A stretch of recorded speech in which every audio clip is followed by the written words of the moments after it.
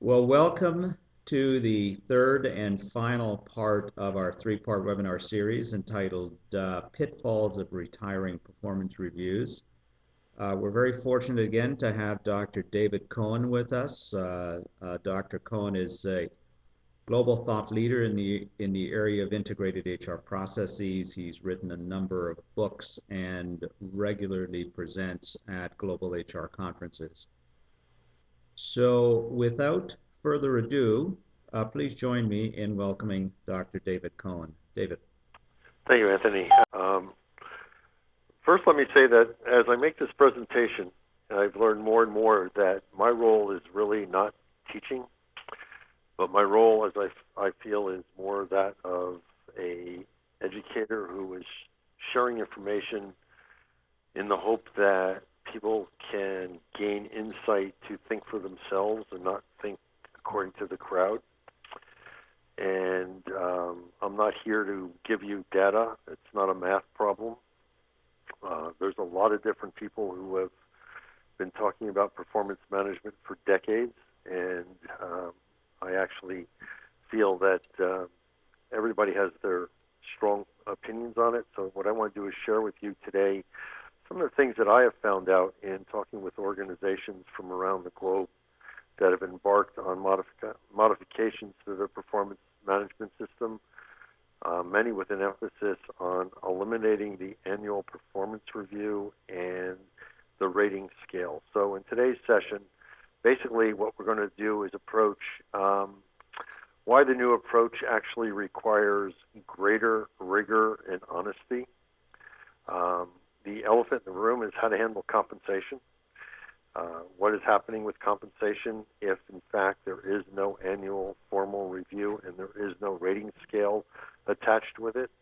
And then we're going to talk about, does the rating scale really need retirement, or is it being replaced by something else? But what happens if there's a shadow rating scale when you actually say there is no rating scale, as has been the experience I have found with many organizations that seem to have said they have eliminated the rating scale, but in reality have maintained a sort of behind the curtain rating scale.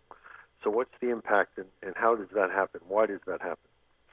So let's talk about first why the new approach requires greater rigor and honesty. And there are a couple of questions here, and unfortunately I thought of asking these questions late in the day yesterday, so we sent them out to everybody who had signed up, and I thank the two people who have responded. How often do you request managers conduct performance meetings? And the answer on that for the two that did respond, the request there was to be annually, just once a year, which is most interesting. The second question, how frequently are they conducted? Basically, they're only sure that they're conducted once a year. Based on the recent experiences, was the quality of the outcome? According to these two, the quality depends on the manager, which is pretty typical. And how honest were they? Employees, the two people that responded said they were good. Do you have a standard scale for measuring behaviors? The answer there was yes. And do you, in the scale, measure competencies and include exceed expectations? And there again, the answer was yes twice. And that is something which I want to spend some real time on. And again, everybody seems to be using it, the two people at least, were using it for compensation in the future. Here's a short overview of some of the major organizations that have actually embarked on this process to some degree, some on a pilot level, and some to a greater degree corporate-wide. Most, I would say, begin on a pilot level. I was just talking to one insurance company this morning, one major insurance company based out of Boston. They have about 8,000 employees in North America, and they've decided to do a pilot with 900. And most interestingly, the pilot that they've decided to do was with a group that was going to represent most closely the demographic of the organization from the point of view of both what they do operationally and what they do from the point of view of age differences, generational differences. So that's how they began it, and they're not on this list. So according to a recent CEB survey, 6% of the Fortune 500 companies have already embarked on this process. And a formal review structure involves too much paperwork, too much money, and doesn't actually produce any good results in that it doesn't increase, or at least it was felt in this research, that it didn't increase employee performance. Managers, they calculated, spend about 200 working hours a year on putting together performance review, costing roughly $30 million of a company with 10,000 employees. Part of the issue is business, however, is no longer in an annual cycle. And for instance, many organizations now work on projects, and those projects do not necessarily take a full 12 months. And if you were waiting for the 12-month period before you had your one-time-a-year annual review, the information be lost. In addition to that, often the person you're working with as the leader of the project is not necessarily your manager. So the new way of doing business, of creating matrix organizations, et cetera, sort of generated a need for some sort of modification to the process. The cost of performance evaluations, presumably both financial and human, is hardly worth the benefit. Has been the conclusion of that survey. And the lack of honesty coupled with manager bias in annual performance review is most difficult to determine the true talents of people. And I find that really important because very often organizations are using the performance reviews in order to assess high potential. So you have false information going into the performance review and therefore a false identification of a high potential, resulting in either a false negative or a false positive on who truly is a high potential. So unless there's something that can be done, not conducting behavioral interviews correctly. Therefore, for a variety of reasons, which could be an entire other webinar, people are not really conducting true structured behavioral interviews, and the accuracy of those they hire are not at the level they should be. The net result is people are still making bad hiring decisions.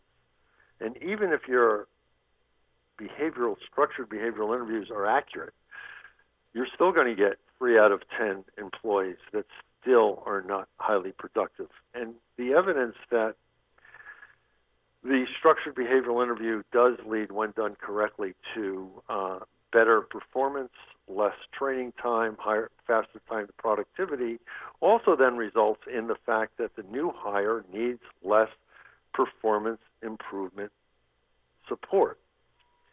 So this whole new movement of elimination of the annual review should not be confused with a PIP or a performance improvement plan. This is a process that philosophically is based on continuous performance growth and improvement for all employees. So Accenture, who just also started on this process, if you believe you select the right person, then you give the person the freedom, autonomy, and delegation to innovate and to lead with some very simple measures. And that's what got me thinking about, well, maybe the performance hire is the root cause of the need for performance management. Peter Drucker said in the late 70s that, as far as he was concerned, 1/3 of people decisions made by managers turn out right. 1/3 seem initially right but turn bad, and 1/3 are wrong from the beginning. And perhaps that's the initial clue to improving performance management, is to begin to make more structured, rigorous decisions on selection based on the behaviors associated first and foremost with fitting the values and culture of the organization as it is, not as it aspires to be, as well as fitting the behaviors required for the job. From a management perspective, why do traditional reviews need to be changed? Many managers feel it's an imposition. It just is too time-consuming. It's stressful because there's always a fear of a direct report's reaction. It's an unfulfilling process, especially when there's a negative reaction. Looking backwards over the year that was, it doesn't really help in identifying what is needed moving forward. And therefore, you build a development plan out of there based on a discussion that is based on looking out the rear view mirror. By doing so, we're saying to people, build a development plan on what you knew could have helped them last year, but might not be necessary to fulfill their objectives for the coming year. Managers might have to think in advance to fit the review into a compensation plan or a forced distribution or forced ranking. Now, many organizations have thankfully moved away from the rank and yank approach or the forced distribution, but they haven't moved away from a compensation plan that is probably preset and predetermined, because most organizations have budgets and they have grades, and you know exactly what the person, where they are in what you can offer them, and what the upside or downside might be. So now you're playing this compensation game, which is very difficult for some managers to happen. What's happening from the employee perspective is trying to think or rationalize prior to going into this meeting. Well, when was the last time a manager actually was with me when I was doing my job? So most performance reviews are done by managers who spend either no to very little time with the person they're actually giving the performance feedback on. So it's usually based on second and third hand information, which then lets the person think about, okay, what complaints has my boss heard about me in the last 3 months or 2 months or 2 weeks that's going to influence my performance review? Why do you have to fill out my own performance review when he or she is just going to change it to fit their needs for meeting the bonus distribution anyhow? It's an interesting game that organizations play in asking employees to self-evaluate. The research is quite comprehensive on that the process is not healthy and is definitely not accurate. But many organizations continue to do it because they just don't like breaking with the paradigm. Many people go in worried about money they've already committed to or spent prior to there. Am I going to get my bonus? You know, I met my objectives, I've done this, I've done that, but how am I going to rank in comparison to everybody else? And will I be able to pay for my kids', music lessons or whatever? And the other one, which is always a big concern, is 6 months ago my objectives were changed, and now we're going to go into this review, and my boss, she's going to be talking about, well, what we set 12 months ago, and ignore the fact that they've changed. So there's a lot of mental angst, both on the part of the manager and the direct report. A lot of what I call self-talk, that still small voice in the back of your head, either rationalizing what's going to happen or anticipating what's going to happen, and then most of it never happens anyhow, and it's been a negative waste of energy. In short, the formal annual review has been ubiquitous and generally loathed fixture of the corporate world for decades. In the research that I was doing in preparation for work with the Conference Board of America on this program on the future performance management, every survey I looked at that has been conducted in the last 5 years, I would say only at the most 5% felt in any one of those surveys, the responses were at the most 5% were highly effective, highly constructive, worthwhile activity.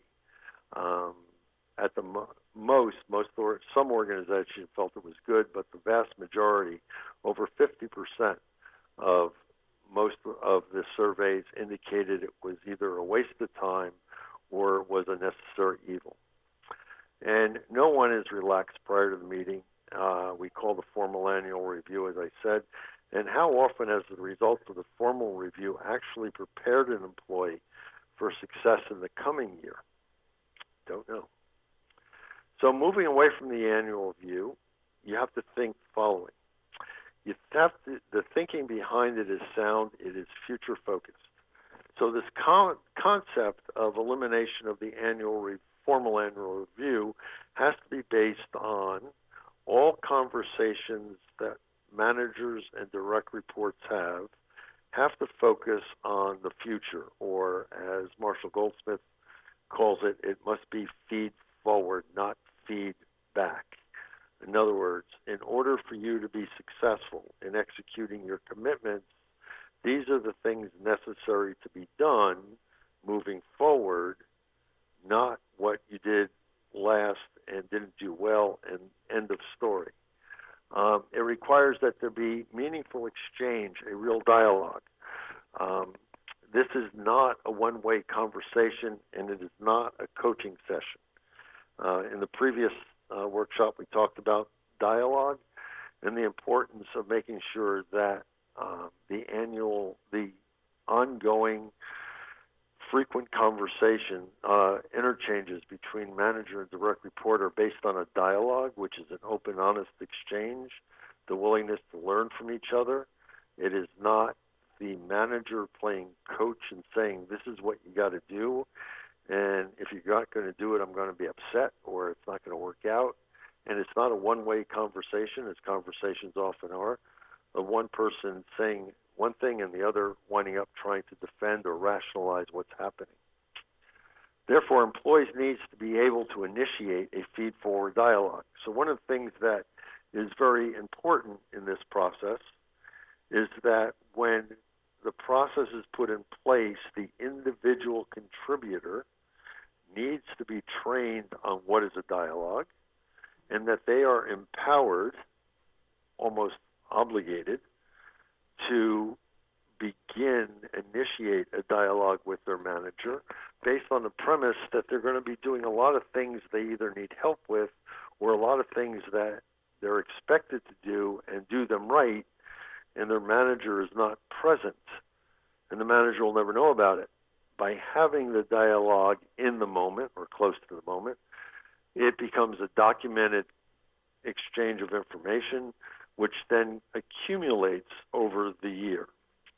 Employees need to be able to ask for help without being seen as a negative. So if an employee in the beginning of the year says, in order to execute the coming year's commitments, I need help in moving forward with this, that, or the other thing, they need to be able to ask for that help and therefore track through exchange of information on a regular basis their progress, so they can actually be identified for growth. One of the psychological implications here, drawing on my background as an educator, is often teachers will focus on the student that gets straight A's without acknowledgement of the effort the student got put in to get the C or the B, or even the effort that the student put in to get the A. If we focus on the effort and not the result, we wind up getting more results and more effort out of them. But if we only focus on the outcome and not the effort put into achieving the outcome, students often either rely on their own wherewithal to be successful and hit roadblocks and don't know how to overcome them. I'd say employees are the same way. We need to focus on the effort they put into achieving the outcomes, not just the outcomes. There needs to be both positive and negative consequences at the start of the year that are clearly defined. In other words, if behavior is a function of its consequences and there are no serious, meaningful consequences in place, both negative and positive, how often are people going to change their behavior? In other words, if I know I still keep my job, I know I'm still going to get some sort of bonus, even if it's in part, and I still know that I might even get promoted or seen as high potential, and I don't have any consequences, why should I change my behavior? Why should I even work on changing my behavior? Because I'm comfortable with the behavior I have. And in reviewing numerous performance management processes around the world, hardly ever does one see that there are negative and positive consequences built in at the beginning of the process, or as opposed to applied. And I don't mean a performance improvement plan for those who fail. What are the positive consequences to pull somebody forward at the beginning of the year who needs to demonstrate a behavior more frequently? And managers have to have the courage to act on the negative consequences at the end of the year. What does that mean? That means saying to someone, not saying to someone, you know, things aren't working out in our department. We think you need 3 years in HR. We're going to move you to HR. And 3 years later, HR is saying, you know, you've really gained some knowledge here in HR. We're going to move you to distribution. When in fact, 9 years ago, the manager should have had the consequences in place and the courage to act on the consequences and get the person out of the organization. And I don't care if that's government or not-for-profit or for-profit organizations. I've worked a lot with the federal government in Canada and in the United States with one of the major departments, and I've worked with a lot of union people in those organizations, and leadership often says, we understand who the problems are, and if management was to do this fairly, we would allow it to be grieved, but it would really depend on how rigorously we followed that grievance. Most importantly, managers and direct reports have to have training on this process. You can't just throw it at them and say there's a new process out there. You can't put up a webinar for 45 minutes or an hour or a lunch and learn session and say that, okay, we're going to start having dialogues. The dialogues have to be more frequent, and there's no more annual review, and there's no rating scale. Have fun, go out and flourish. That's not going to happen. There's got to be some rigorous training around it as well as part of the introduction. It requires managers and direct reports to have a mutual understanding of the expectations, both the business outcomes and the defined behavioral competencies at the start of the performance cycle. I find that too often, even organizations that have gone into this process lack clearly defined behavioral competencies for the values, or they have put together models of behavior that only HR understands, and maybe only the consultant who sold it to HR understands, because they're so complex, they're not validated internally in the organization, and your highly successful people in the organization haven't been drawn upon to define those behaviors. It is really important, in my opinion, that at the start of the year, there needs to be a calibration session between the managers and the direct reports to make sure that there is a translation of what that behavior looks like in the workplace, so when it is done correctly or not appropriately, managers and employees can have a mutual understanding of why they're having the dialogue. They both need support tools and a means of recording the outcomes of the meetings and expectations.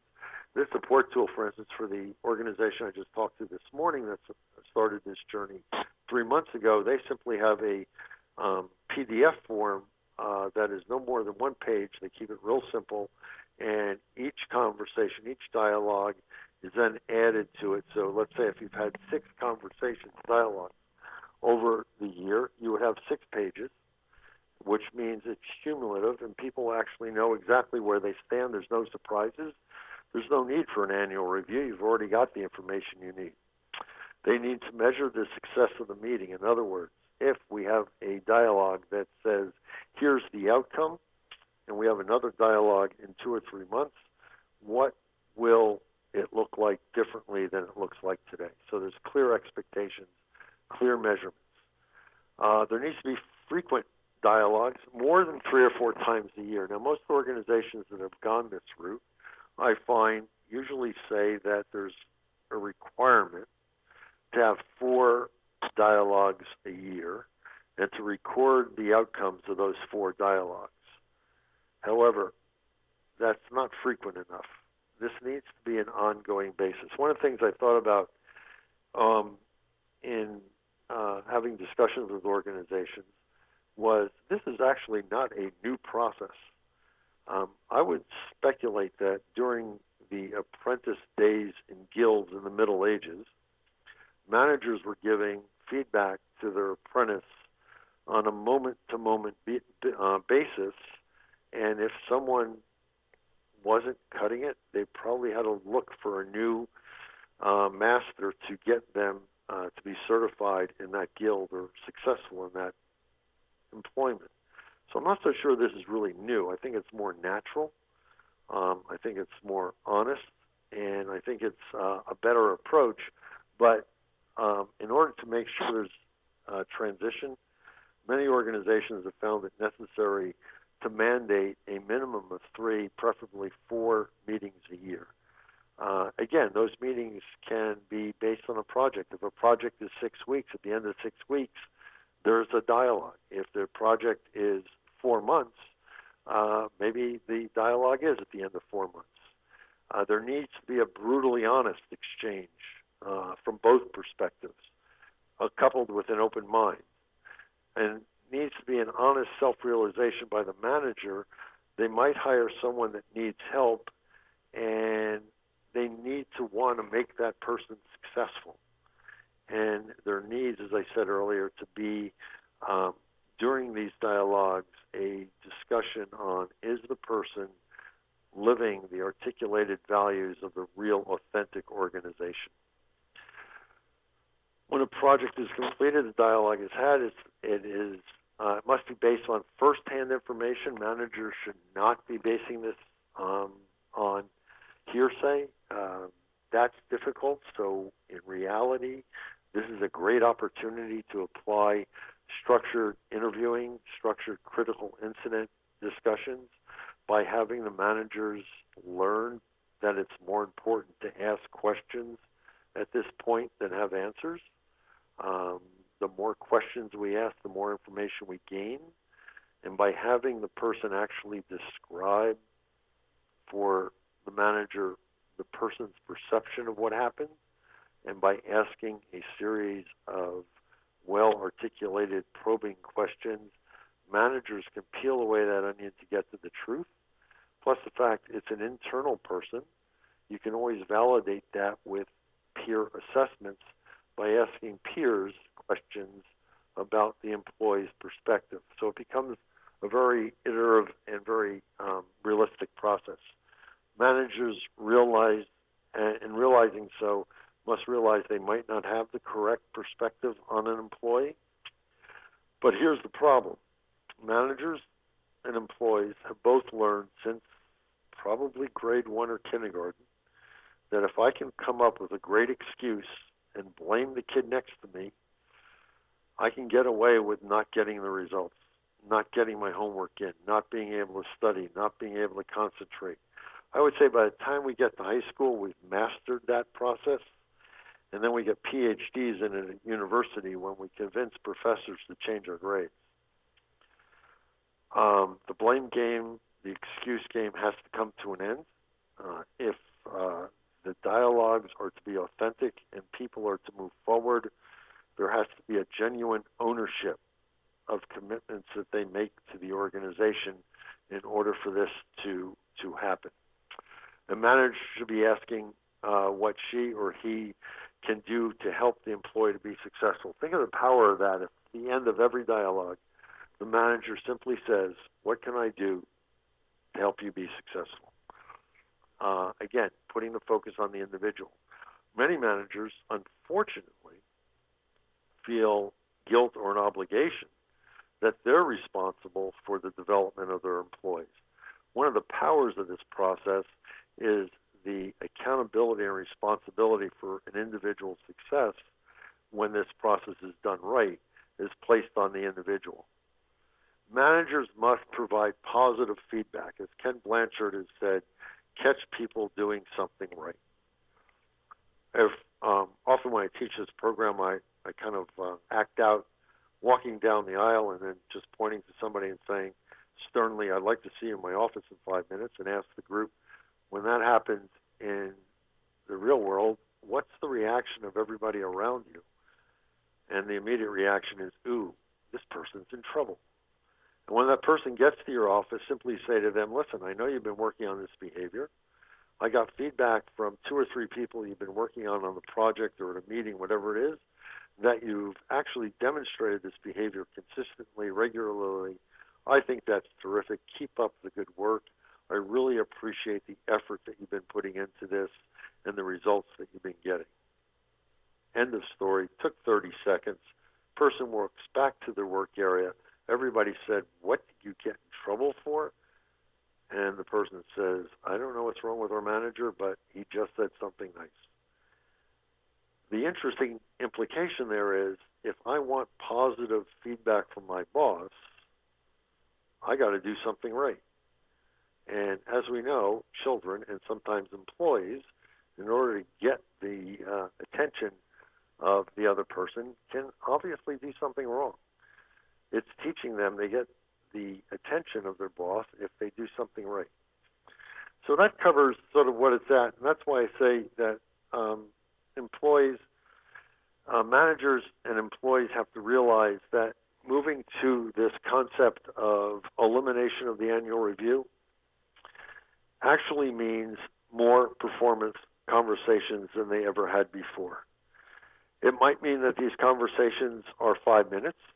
It might mean that the conversation is longer, but it must be in the moment when things are happening. It has to be close to the event that it's happening. It can't be 12 months later based on hearsay. It's got to be based on the behaviors that are clearly defined for success and progress towards the objectives that define success for the organization. So that brings us to compensation. And in the questionnaire, the 2 people that answer it both said that their performance management process is used for compensation. So let me put on the table my personal perspective.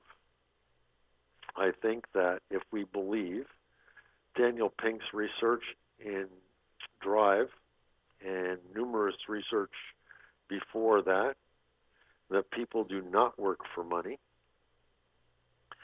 the compensation game, as I said earlier, considering most people are in a pay range and you can't, we're not going to double their salary or triple it no matter how many results they've got.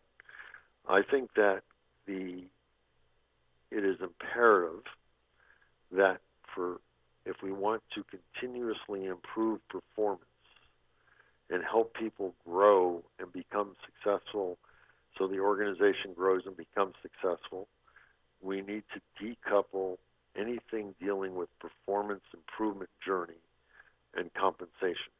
Have I figured out how to do that yet? No.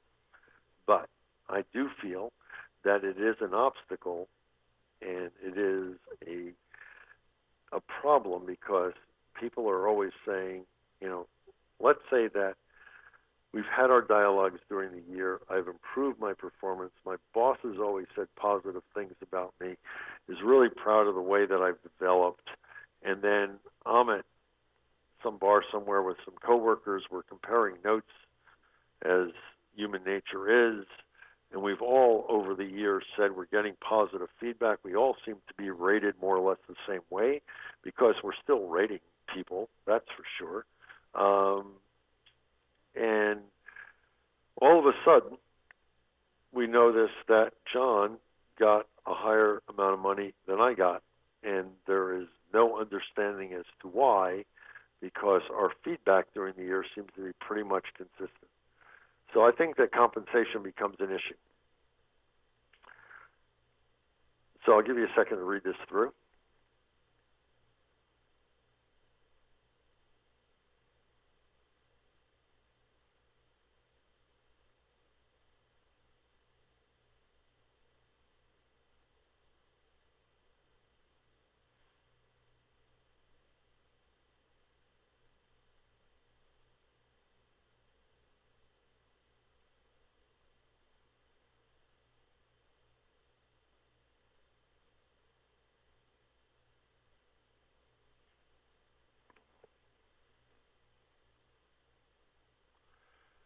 reality is that, as I said earlier, if we don't set expectations both for business outcomes and for behaviors at the beginning of this cycle and have a mutual, confirmed, written understanding of what those are, at the end of this cycle, managers have a tendency to manipulate anything they want to fit anything that they need. So I think that pay and performance becomes a real issue. Part of that is, the question is, when are the budgets set for the coming year? Are they set after the bonus, merit, pay decisions are made, or before?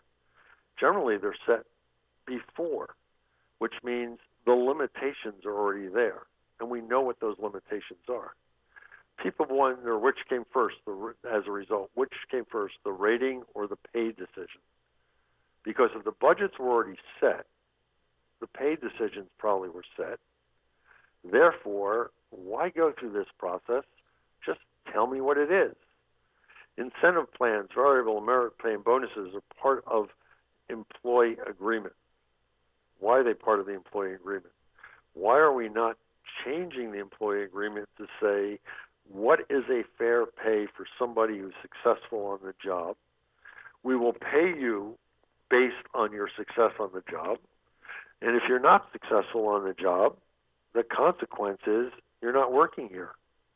If the above are supposed to increase motivation, morale, loyalty, and productivity, how's it working so far, since Gallup and everybody else says, at best, most employees are barely engaged? Has your pay scheme actually improved anything with employee engagement?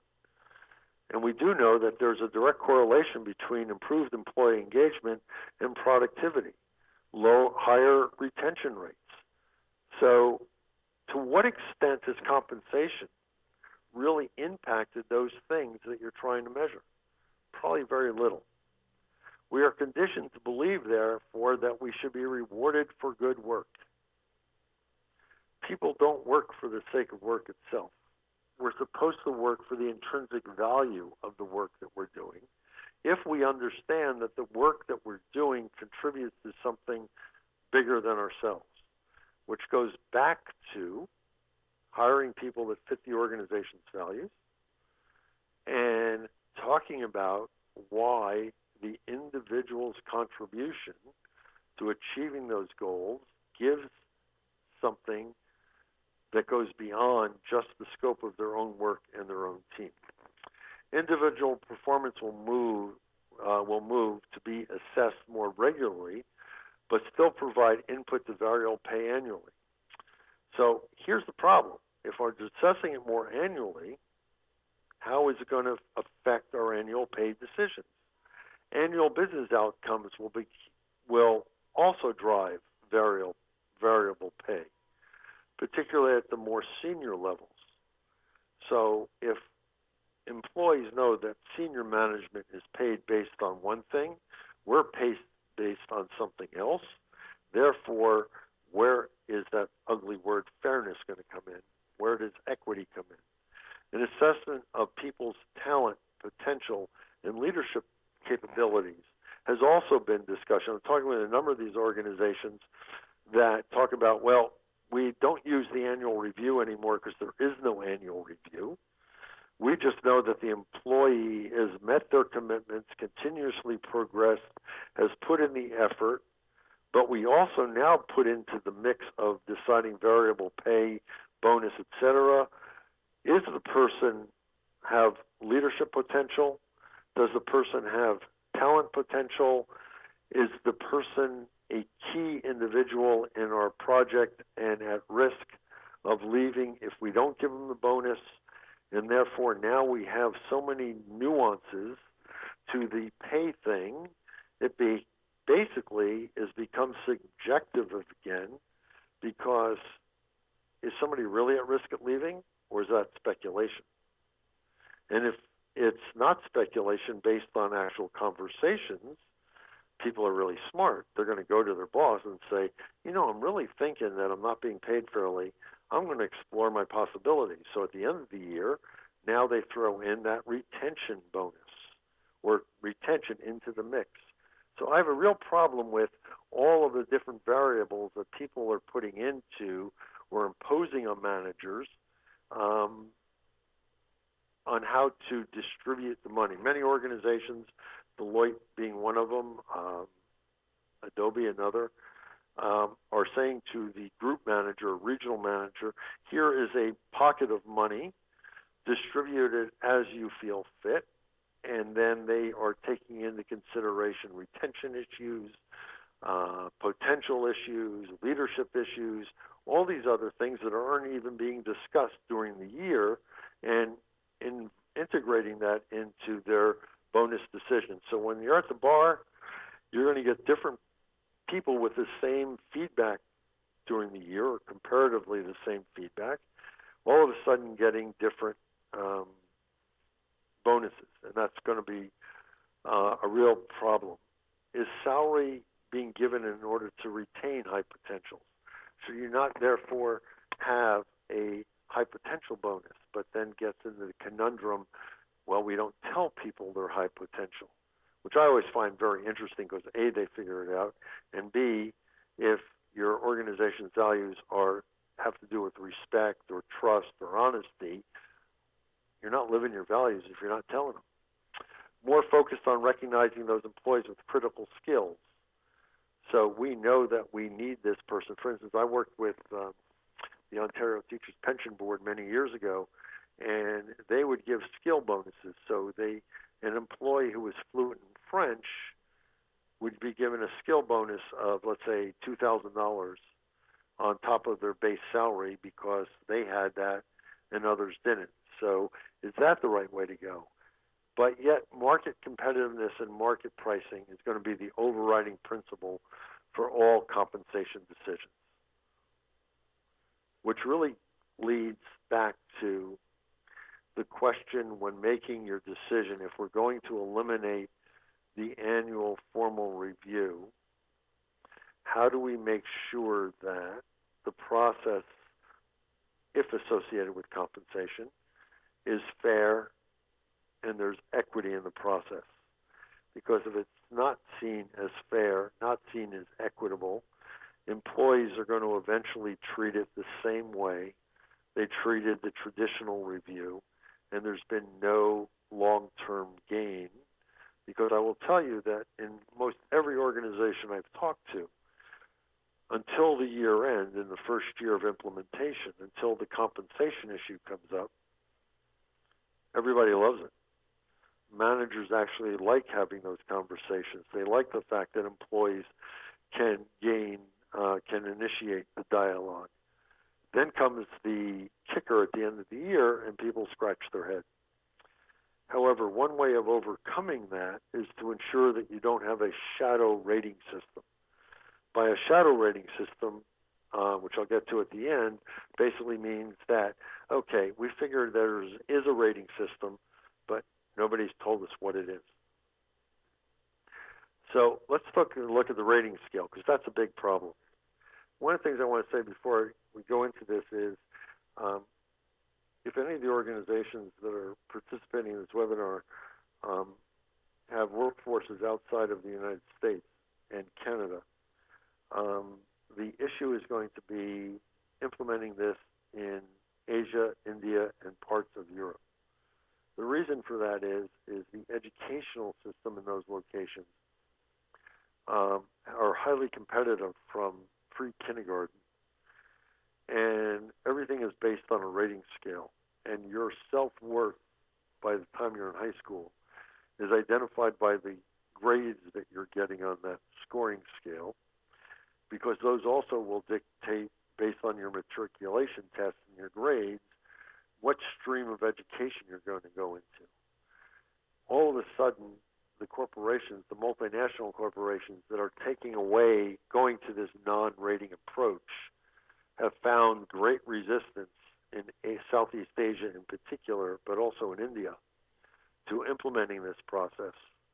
So if your workforce, even in Canada or the United States, is a multinational workforce, and the workforce is not native-born North American, educated North American, but have been educated overseas, they also are going to have some real grave concerns about how do I identify myself compared to others. So rating scales become a major issue because we're so used to them. The two components of the annual year-end review are the objectives on how the person did in accomplishing their business objectives and their job objectives. The two components of the annual review, year-end review, that are subjective is how did I do on the behaviors and the behaviors that define the values of the company. So I'm not going to go into a rating scale associated with the business or job objectives because that's pretty straightforward. You get X, you get up to X, you did not meet expectations. Between X and Y is meeting expectations, and Z and beyond is exceed expectations. It's not a problem. Here's the problem when it comes to behaviors. The question is, why is that behavior in the profile? First of all, people have to understand that the reason the behavior is in the profile is that is the behavior that highly successful employees do when they are executing their work. So that is the how of highly successful.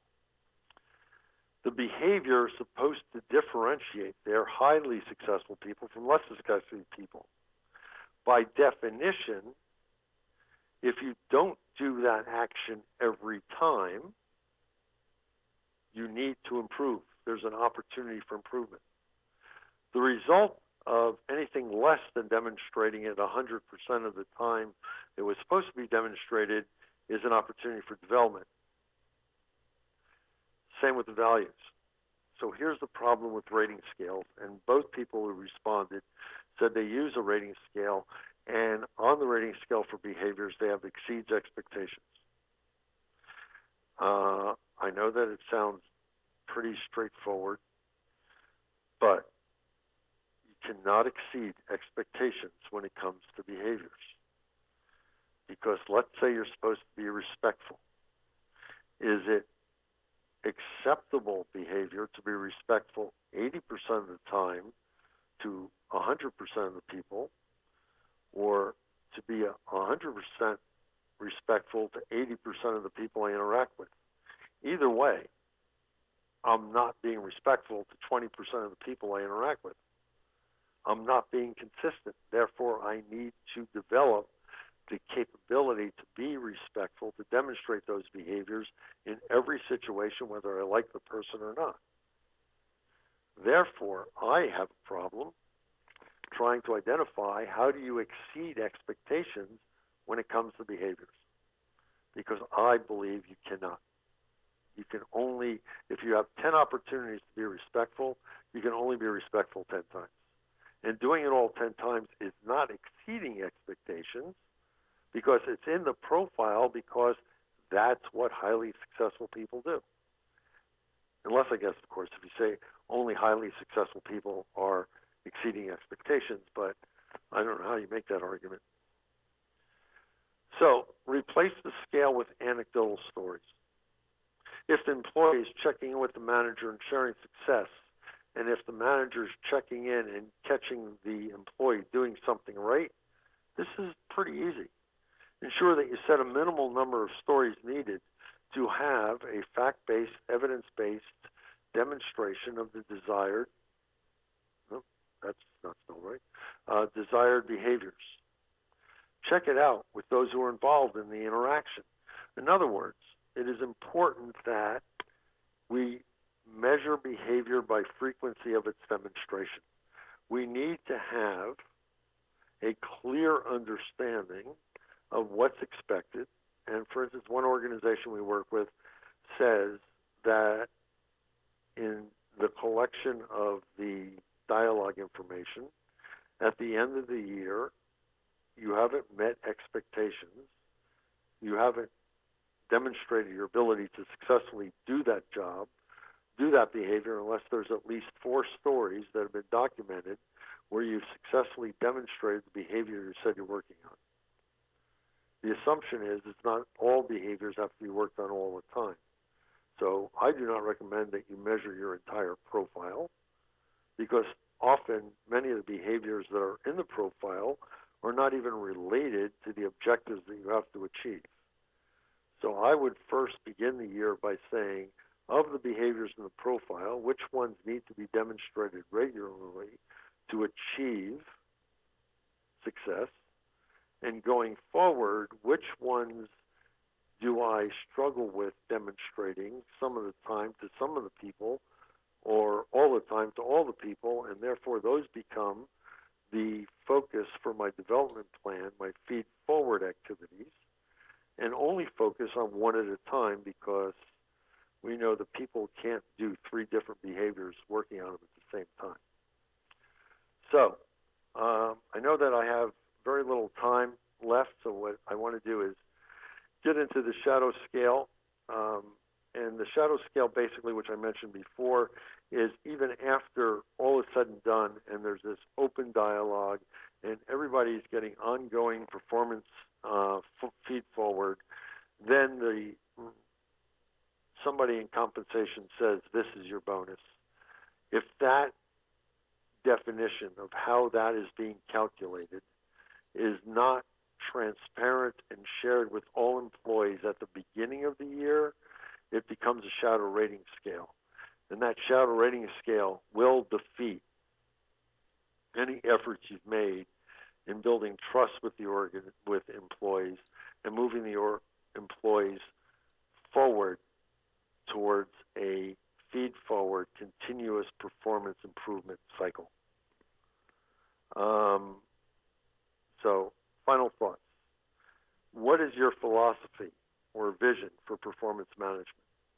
What is the purpose that defines your measurement of success for performance management?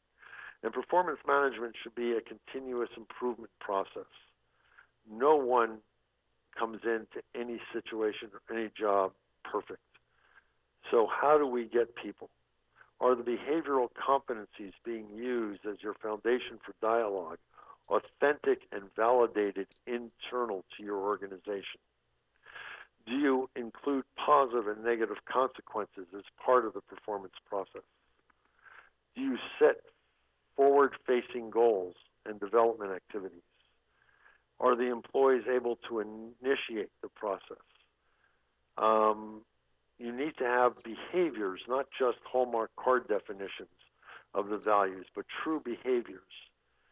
Employees, along with managers, but the individual contributor needs to have ownership and accountability for their own success.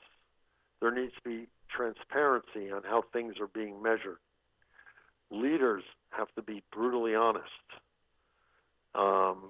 There needs to be honesty in the link between performance results and compensation, or better yet, de-link the two altogether.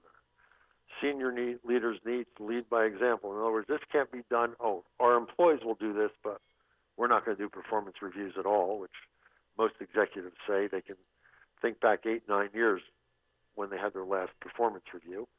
There needs to be elimination of excuses and blames, and there needs to be elimination of exceeds expectations or exceeds when it comes to measuring behaviors, and measure behavior by frequency. I gladly entertain, in the time remaining, any questions. If anybody thinks of any questions, please share them with me. I'll gladly take the time to answer them. We've worked with organizations in putting in place dialogues for ownership and accountability process in order to move performance to a ongoing, continuous process and not an event once a year. And if you want more information on corporate values and leadership and the behaviors that define values, my book, Inside the Box, has plenty of that. So, Anthony, are there any questions out there? Yes, there is, David. We've got a question. Let me read it to you. How do we get managers to actually be honest? Actually, you get managers to be honest, I think, by obviously eliminating force ranking, eliminating the or decoupling the compensation issue that they have to justify compensation for one person versus the other. And I think that you get them to be honest by being anecdotal.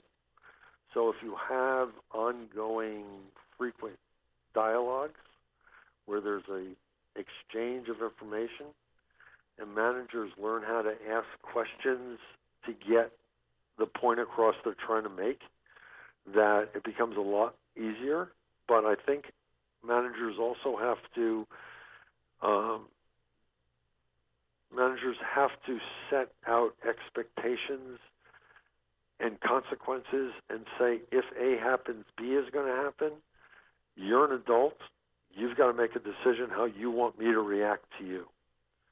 And so therefore they're going to set up in the beginning of the cycle that they are going to be honest and they are going to be frank and that they are going to share their perception as their perception until the employee does something to change their perception. So I think there's a number of things that have to be done, but managers by themselves, I think, are going to have difficulty with this whole honesty factor unless they do set expectations up with their direct reports at the beginning of the year. We've got a follow-up question. What's been the response by employees to this move? Real interesting. I asked that question of the insurance company this morning, and they're the third month into it, and both managers and employees have been overwhelmingly enthusiastic. As I said, there's 900 people in their pilot, and they're already getting phone calls from other divisions, other groups that are not in the pilot. When are we going to get in the pilot? We really like this idea of being able to initiate and share information. We like the idea of having a dialogue and not just having a conversation. I know that at Adobe, it's spread like wildfire. Employees really embraced it. If people would Google Donna Morris, Adobe, you'll find quite an extensive number of articles that she's been interviewed in on how the employees have responded to it. I know that in one of the other organizations I've been talking to, at IBM, for instance, where they've initiated it this year, the response from managers was that it's taken a burden off of their shoulders of having to be the bad guy and translated them on how do they partner with direct reports to improve performance. So the response initially has been very positive. There's been some people that know they're not good performers, know that they are sort of deadwood, have reacted negatively because they can't hide anymore. But other than that, the response has been overwhelmingly positive from what I can gather. Can I ask a question, please? Sure. If suppose the employee and the manager are at different locations, how do they set up a common understanding? I think that's a difficult part. However, Skype, FaceTime, and a lot of these other tools that we now have really can help. And the manager, especially if they have multiple people that are working as individual contributors at different locations, have to have this conversation with their people at the beginning of the year and set up expectations. I think that this really goes to the fact that those people at remote locations need to initiate questions, share information on how they're doing on the job, and do it frequently because being in a remote location, you're probably lucky if your boss sees you on the job more than once a year. So I think that if you can set these up, and again, I'm not a big advocate from a performance management point of view of 360.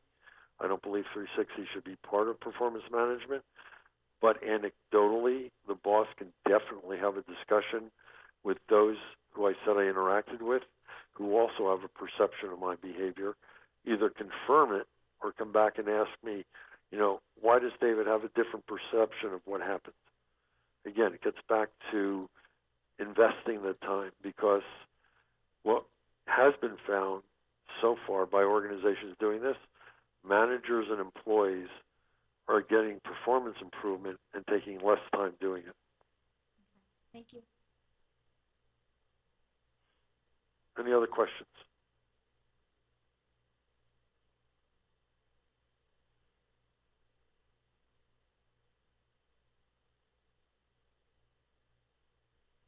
Yeah, Anthony, if that's it, yeah, want to wrap up? we don't see any other questions, David. So thank you all for attending the webinar, and a special thank you to Dr. David Cohen. It's been a fantastic webinar series, David, and really appreciate the wisdom and the insight. Thank you. Okay, bye-bye. And also, previous sessions for those who haven't attended are posted on my website and on your website. That's correct. Today's session will be available shortly as well. Okay. Okay, thank you. Thank you. Bye-bye.